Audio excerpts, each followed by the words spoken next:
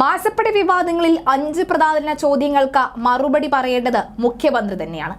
അതിലെ ഒന്നാമത്തെ ചോദ്യം, മകൾ വീണ വിജയന്റെ കമ്പനിയെ സംബന്ധിച്ച ഏജൻസികൾ വിവരങ്ങൾ തേടിയിരുന്നു എന്ന് മുഖ്യമന്ത്രി നിയമസഭാ പ്രസംഗത്തിൽ തന്നെ പറഞ്ഞിരുന്നു.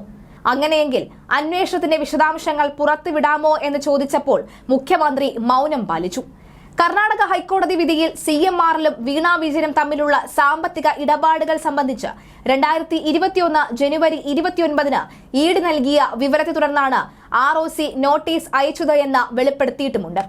കഴിഞ്ഞ നിയമസഭാ തെരഞ്ഞെടുപ്പിന് മുൻപ് 2021 ED അന്വേഷണം ആരംഭിച്ചിരുന്നു. എന്നിട്ടും എങ്ങനെയാണ് 3 വർഷം ED അന്വേഷണം മൂടിവെച്ചത്? CPM BJP ധാരണ പ്രകാരമല്ലേ എക്സാലോജിക്കിന് എതിരായ ED അന്വേഷണം തടസ്സപ്പെട്ടത്?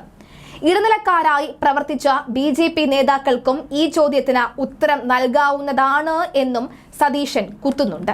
2.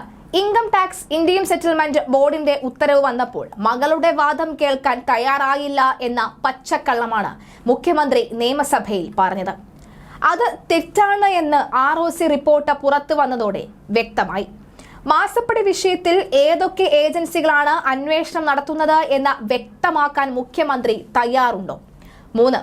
CMRലിന് പുറമെ വീണയുടെയും എക്സാലോജിക്കിന്റെയും അക്കൗണ്ടുകളിലേക്ക് ചാരിറ്റി സ്ഥാപനങ്ങൾ ഉൾപ്പെടെയുള്ള വിവിധ സ്ഥാപനങ്ങൾ മാസപ്പടി അയച്ചിട്ടുണ്ട് എന്ന് ROC കണ്ടെത്തിയിട്ടുണ്ട്. CMRലിനെ കൂടാതെ എക്സാലോജിക്കിന് മാസപ്പടി നൽകിയിരുന്ന കമ്പനികൾ ഏതൊക്കെയെന്ന് മുഖ്യമന്ത്രി വ്യക്തമാക്കണം. 4.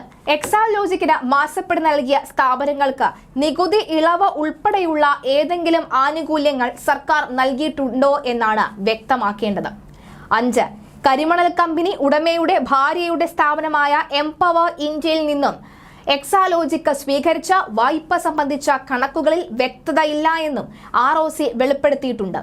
എംപവർ നൽകിയ വായ്പ മുഴുവനായി എക്സാലോജിക് അക്കൗണ്ടിൽ എത്തിയിട്ടില്ല. ആ പണം എവിടെ പോയി എന്ന് മുഖ്യമന്ത്രി വ്യക്തമാക്കുമോ? അന്വേഷണ ഏജൻസികളുടെ റിപ്പോർട്ടിൽ നിന്നും കർണാടക ഹൈക്കോടതി വിധിയിൽ നിന്നും ഉയർന്നു വന്നതാണ് ഈ 5 ചോദ്യങ്ങളും.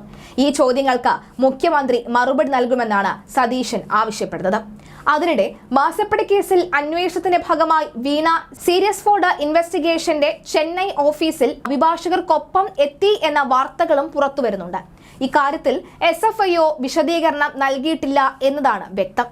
വീണ എത്തി എന്ന തമിഴ്നാട് രഹസ്യാന്വേഷണ ഉദ്യോഗസ്ഥർ ഇക്കാര്യം സ്ഥിരീകരിച്ചെങ്കിലും ഓഫീസിന് മുന്നിൽ കാത്തുനിന്ന മാധ്യമ പ്രവർത്തകർക്ക് വീണയെ കാണാനേ കഴിഞ്ഞില്ല എന്നതാണ് റിപ്പോർട്ടുകളിൽ പലതും വരുന്നത്.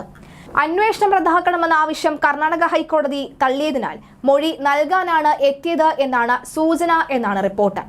SFIOയ്ക്ക് ദക്ഷിണേന്ത്യയിൽ ചെന്നൈയിൽ മാത്രമാണ് ഓഫീസുള്ളത്.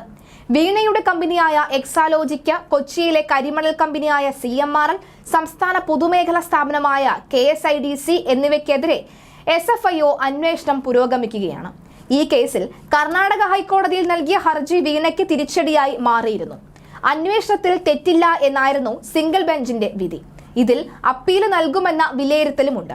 ഇതിനിടെയാണ് വീണ ചെന്നൈയിലെ ഓഫീസിൽ എത്തിയത് എന്നാണ് പല മാധ്യമങ്ങളും റിപ്പോർട്ട് ചെയ്യുന്നത്.